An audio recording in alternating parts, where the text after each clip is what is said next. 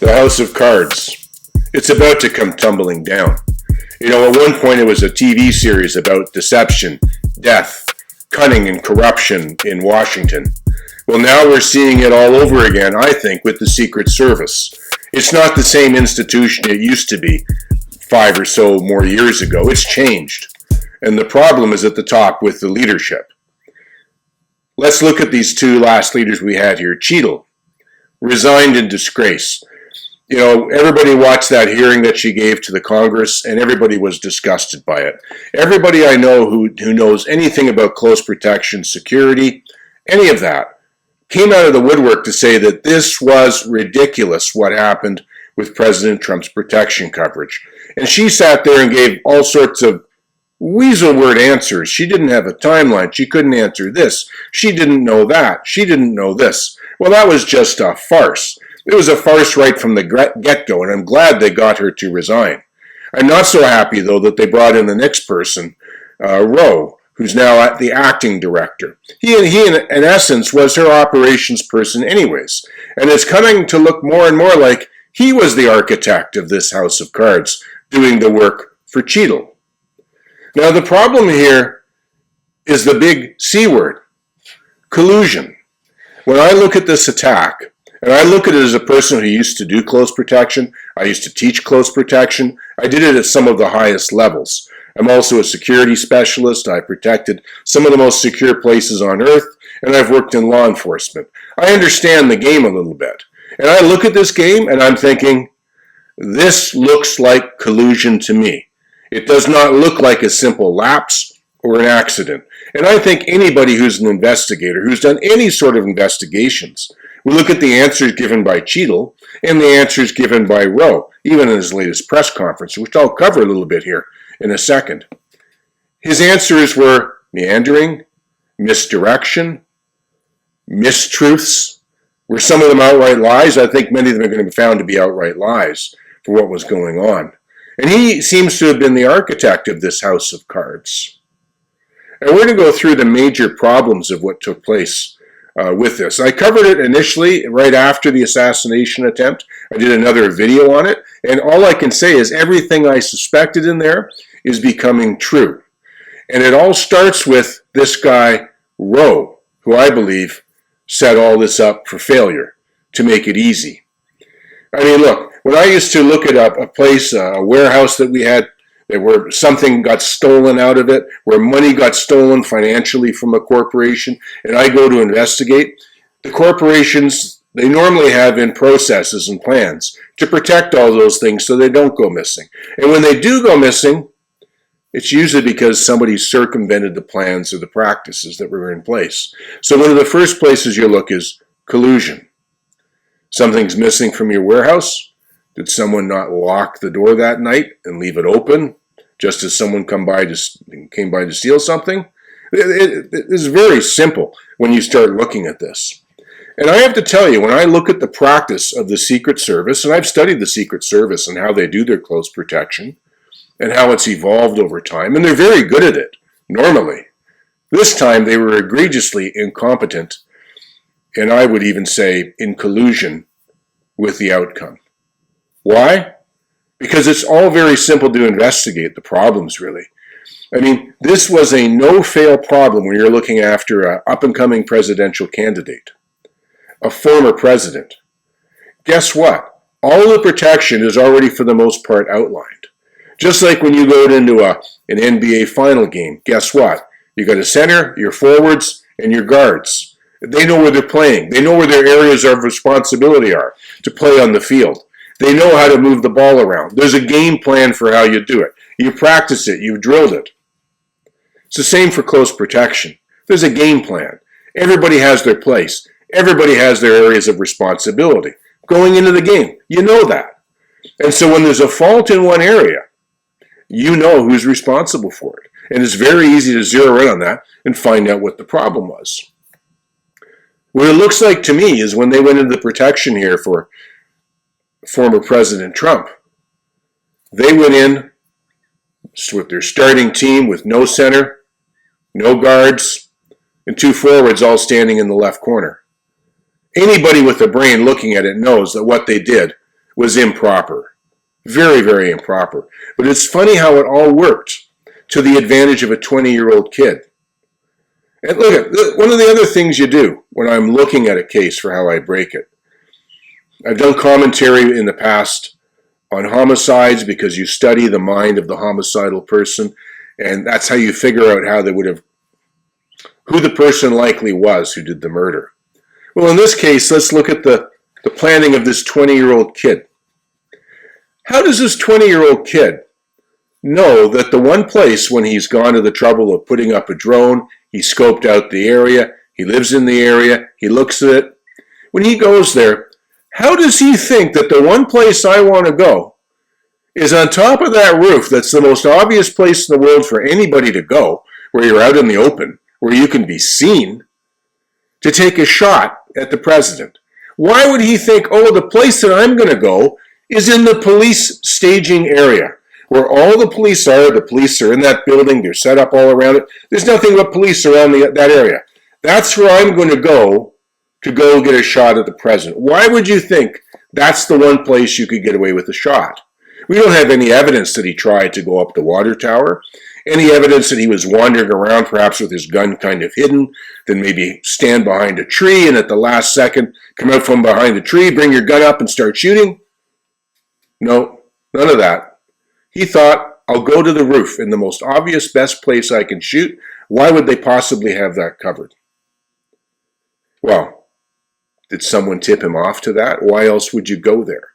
It doesn't make any sense otherwise. That collusion allowed for only that spot to be open, and that was the spot that he went to, and that was the spot where the shooting took place. Now we have to look into how did the setup come for that? How did the setup come? Well, it turns out that the person who likely was the one that did all the pre-event planning, who went there to lay out the plan and do it all, was the same bumbling DEI hire Secret Service woman or trainee who you saw who couldn't put her gun in the holster. That was the person responsible for all of the planning.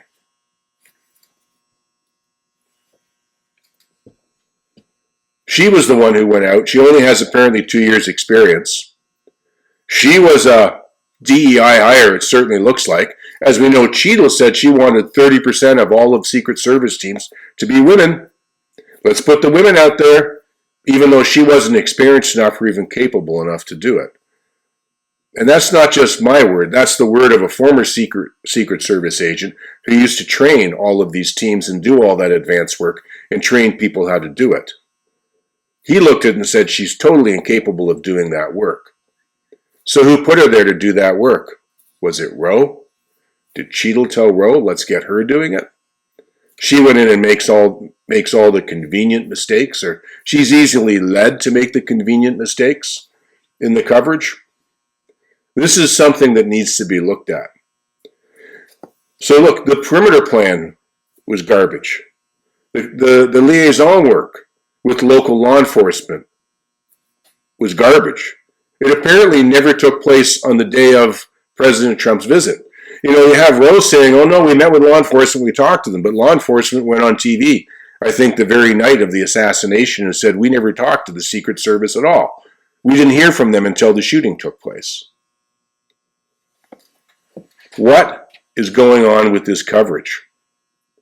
This woman with 2 years experience decided that the perimeter shouldn't include a building 140 yards away. Because you see what happens when she excluded that building as being part of the perimeter. Then they could lay it off on somebody else and try and say, oh, it was somebody else's responsibility for doing that. Why would you have counter snipers there?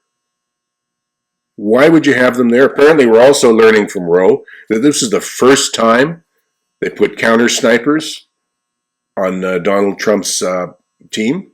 First time. Were your snipers there to only shoot somebody from, 120 yards and in? Is that what you're really thinking? That's not what your counter snipers are doing, getting someone from 120 yards and in. This does not pass the smell test. None of it does. The communications, there is nothing more fundamental than communications when you're doing close protection work. So let's see. Director Rowe claims that no one on the Secret Service team ever knew that there was someone on the roof with a gun. No one ever told the team. No one ever told them that. So let me get this straight. For, 10, 15 minutes before, everybody around that building is scurrying around pointing, there's a guy with a gun, there's a guy, hey, everybody look, there's a guy, hey, police, there's a guy up there with a gun. They're all scuttling, everybody's moving, everybody's running, and you got a counter sniper team there looking over towards that building. And they're looking and, I wonder what's going on over there where everybody's running and pointing, and I see other policemen walking around with their guns out staring at the top of the building. I wonder what could be going on. They didn't see it? Come on. That doesn't make any sense. It doesn't pass the smell test. Let's also look at communications. Rowe claims that with the communications, there's interoperability problems between our Secret Service radio secure communication systems and the other agencies. They're not matched up, and we really need to do a whole research into this. What a crock. What a crock. The simplest thing you do is you do a co-location. Someone else there with the other people, with the other radios, and you listen. And someone says, we think we've got a suspicious person, or there's a man with a gun. What do? You relay that to Trump's team, and they get him off stage. It's that simple. But apparently, that failed to happen, Rose says. It was sort of siloed information. This is like a new thing we've never figured out before, how we're supposed to communicate with other law enforcement agencies. I've never heard such a load of crap in my life. And I think anybody else in law enforcement would know that too. So I don't know why we're buying it when he's sitting there trying to sell that. But let's look at one other thing. This is just the most basic thing in the world. When you're taking in a VIP client, top of the world, top of the game, former president, presidential candidate, you're walking in somewhere, what does the team do before they bring him out and put him in front of the crowd? Hey people, is everything clear out there? Are we all clear? Sniper teams, front guys, we're all good? We can bring the man out? And you wait for the all clear before you come out. That apparently did not happen. Otherwise, they would have known of the suspicious person that had been seen for, 45 minutes before for doing it. So none of this passes the smell test. Apparently, another Secret Service agent or law enforcement texted to the sniper team, hey, we got a suspicious guy out here. Someone apparently 30 seconds before the shots rang out put out the message of there's a long gun. There's a long gun. How does that not get to Trump's team? How does that not get to the people in the uniform standing around him? 30 seconds. Doesn't get to him. That does not pass the smell test. I've never done that with a client before, where you're sitting there watching the client and you've got all these hundreds of perimeter people looking at everything and you're not listening to hear if they see a problem or a threat. You're not. You're just sitting there blind watching the president speak. So none of this passes the smell test. And I think this has to be investigated as collusion with Rowe and Cheadle and anybody else and that woman who was doing the planning. She needs to be brought in and interviewed. Interviewed as if she was part of a collusion suspect plan. But that's not happening. We're letting everybody get away with calling this a failure. Oh, it's a mistake. This is more than a mistake. Anybody in law enforcement knows it. Anybody in close protection looks at it and knows it. Anybody who's worked for the Secret Service before, and even those ones underneath that are now coming out and they're whistleblowing to the senators, Senator Hawley in particular, Senator Johnson as well. Whistleblowers are coming out saying the leadership here is crap. We got to see these people gone. Let me tell you, there's nothing worse when you're working in a paramilitary type organization, police, law enforcement, something like that, and you've got horrible leadership. Horrible leadership. I mean, I just don't buy it. And I look at this guy, Rowe, as one person says when he comes out, they give him the Marine haircut. And he sits there, he tries to look like a Marine, trying to do his best, I guess, Ollie North impersonation for those who are old enough to know who Ollie North was. And he sits there and he talks like, we're the most important people. We care about this. Our people were there within 3 seconds. They ran up and they put themselves and they draped themselves around the president to protect him. Well, let me tell you a story about that sort of thing. The way he tries to hide himself. Well, he tries to cloak himself with the incompetence as if it's a success. I'm reminded of the metaphor back in the days of the old ships. There was an old ship with all the cannons on the decks. They're out. There's a storm at sea. And one of the cannons wasn't chained up. And it starts rolling around on the deck, smashing into other cannons, smashing into the railings, smashing into the steering mechanisms for the boat, because the waves are just tossing it. And this is a big hunk of metal rolling around. Nobody knows what to do. And finally, one guy decides to jump up and lands on top of the cannon. He manages to grab the chain that was on it, and he managed to hook it and bolt the thing down and stop it from rolling around. A hero, people thought. This guy's a hero. He saved us. Look at, he saved the cannon. However, the next morning, what did they do? They took that man, tied his hands behind his back, and made him walk the plank and gave him the death penalty. Why? Because he was the guy that was assigned to chain all the cannons down in the first place, and he never did it. So don't try and play hero on the makeup when you're the one that caused the disaster.